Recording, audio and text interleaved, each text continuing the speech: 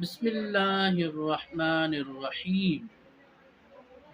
جو شخص قربانی کا ارادہ کرے اس کے لیے مستحب ہے کہ وہ پہلی ذی الحجہ سے لے کر قربانی کرنے تک اپنے بال، ناخن اور زیر ناک بال نہ کاٹے، مگر یہ حکم مستحب ہے۔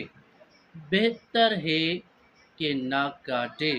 اگر کاٹتا ہے تو اس میں کوئی حرج نہیں، کیونکہ مستحب عمل کا یہ حکم ہے کہ اگر عمل کرے تو ٹھیک، اگر عمل نہیں کرتا تو وہ شخص گنہگار نہیں ہوگا۔ وما علینا الا البلاغ المبین۔